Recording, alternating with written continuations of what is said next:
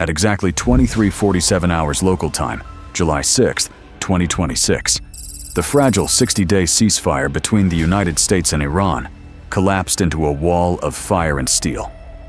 Mayday, Mayday. Mayday. This is vessel Al-Rikayat.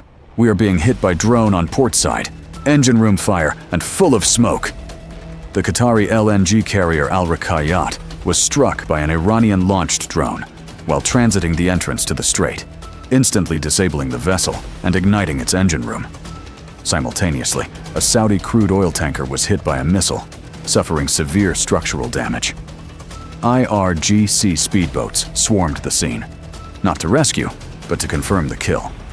They had just shattered the fragile peace brokered less than 3 weeks ago to block a desperate U.S. economic lifeline to the west. But while the world focused on the burning LNG tankers in the Gulf, the Pentagon had already shifted into the highest state of combat readiness. This was not a random act of piracy. It was the IRGC's calculated response to the expiration of the ceasefire, delivered with shocking precision to show Tehran still held the throat of global energy. Immediately following the attack, U.S. President Donald Trump issued a stark ultimatum. We're either going to make a deal, or we're going to finish the job. We can knock down their bridges in 1 hour, we can knock out their energy supply. Iran's Foreign Minister Abbas Araghchi shot back, halting final negotiations. Honor your signature. Negotiations on the final deal will not commence if threats continue. The next 36 hours would become the most dangerous escalation cycle since the war began. U.S. Naval Forces Central Command ordered the carrier strike group centered on the USS Dwight D. Eisenhower to assume blockade positions, sealing the southern exit of the strait. But here is the twist no one saw coming. As the U.S. prepared to respond to Iran's missile strikes, America's steadfast ally, Ukraine, executed a devastating psychological and material blow against the Russian shadow fleet in the Sea of Azov. On July 7th, the Ukrainian drone forces announced a strike on 8 sanctioned Russian tankers, delivering fuel to occupied Crimea, hitting them with a coordinated swarm of naval drones. The vessels, each with a dead weight of around 7,000 tons, represented a massive chunk of Russia's illegal logistical pipeline. Ukraine's drone forces stated, "Striking the enemy's naval logistics complicates the supply of fuel and ammunition necessary to support Russian troops in Crimea."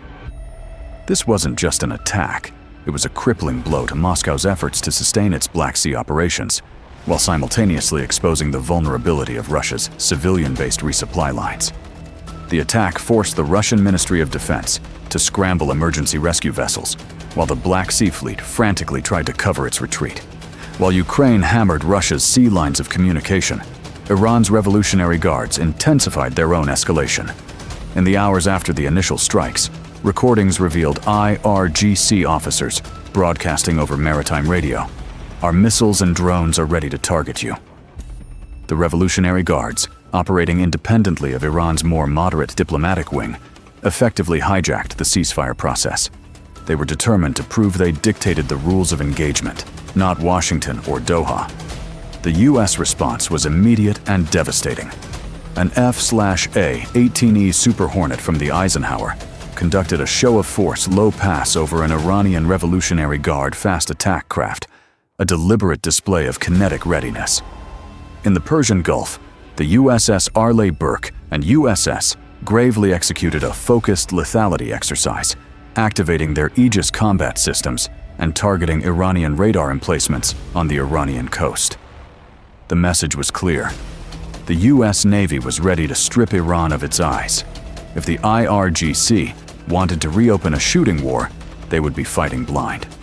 The tactical brilliance of the Ukrainian attack against the Russian shadow fleet lies not just in the destruction of the tankers, but in the strategic disruption of Moscow's ability to supply its forces. Without these shadow fleet tankers, Russia's ability to sustain the logistic strain of supplying Crimea is severely compromised. At the same time, the U.S. is preparing a surgical strike against Iran's residual missile capabilities. The threat of an all-out U.S. invasion is being replaced by a far more fearsome doctrine: integrated multi-domain denial. This dual-pronged escalation, Iran attacking commercial shipping and Ukraine decimating Russia's shadow fleet represents a quantum leap in modern warfare. The old Cold War rulebook is being rewritten in real time. The U.S. naval response to the Al-Raqayyat attack is no longer a matter of if, but when. With the Strait of Hormuz now classified as a high-threat zone, the Pentagon has authorized the deployment of Naval Special Warfare Development Group operators to the region to conduct maritime interdiction operations. On the Russian front, the destruction of 8 tankers has sent shockwaves through Moscow. The Kremlin's reliance on these civilian-flagged vessels as a shadow fleet to circumvent sanctions has backfired catastrophically. They are now forced to divert military assets to escort convoys, a move that weakens their offensive capability in Ukraine. But the victory in the Sea of Azov has exposed a terrifying vulnerability for the West. While Ukraine is successfully striking at Russia's naval logistics, Iran is simultaneously demonstrating its ability to hit civilian infrastructure in the Persian Gulf. If the West allows this dual-front escalation to continue, we are likely to see a global energy crisis, unlike anything since the oil shocks of the 1970s. Oil prices have already surged 1% in the wake of the Hormuz attacks. So, what comes next? First, expect a U.S. retaliatory strike against Iranian radar and missile launch sites within the next 72 hours. Second, Russia will be forced to respond to the loss of its shadow fleet. They will likely increase electronic warfare and jamming capabilities in the Sea of Azov to disrupt further Ukrainian drone attacks. Third, Iran will accelerate its asymmetric warfare tactics, using swarms of low-cost drones and fast-attack boats to overwhelm U.S. defensive systems. But the ultimate prize in this conflict remains the Strait of Hormuz. If Iran implements a permanent system of fees or tolls for ships passing through, they will fundamentally alter the balance of power in the Gulf, challenging the U.S. Navy's role as the guarantor of maritime security. The U.S. response is clear. They will not allow Tehran to hold the global economy hostage. The activation of the Eisenhower Strike Group is a prelude to a decisive show of force designed to break Iran's will to escalate. But here's the real wild card. The Trump administration's strategic objective to topple the Iranian regime has not been achieved. Mass funerals for the slain Supreme Leader Khamenei have galvanized popular support for the regime. The mourning crowds have become a rallying point for vengeance, not submission.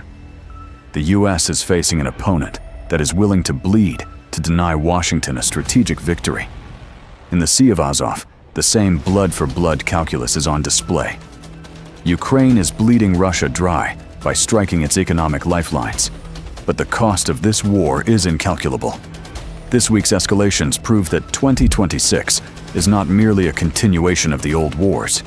It is the opening act of a new, more dangerous era of multi-front warfare. A war where civilian tankers are targets, where shadow fleets are hunted in international waters, and where the Strait of Hormuz has once again become the world's most dangerous choke point. As the sun rises over the Persian Gulf, the U.S. Navy stands ready to retaliate. But the question remains, at what point does a limited strike on Iranian radar trigger a full-scale war? The world is holding its breath. The era of offshore balancing is over. The era of maximum pressure has arrived. The U.S. has avenged the Al-Raqayyat. But the real showdown is yet to come. What do you think? Should the U.S. launch a targeted strike against Iranian fast-attack boats? Or is a massive retaliatory operation against the Iranian mainland necessary to restore deterrence? Let us know in the comments below. And remember, on the 21st century battlefield, the sensor that finds you first usually kills you last. Stay sharp, stay informed, and we will see you on the next mission.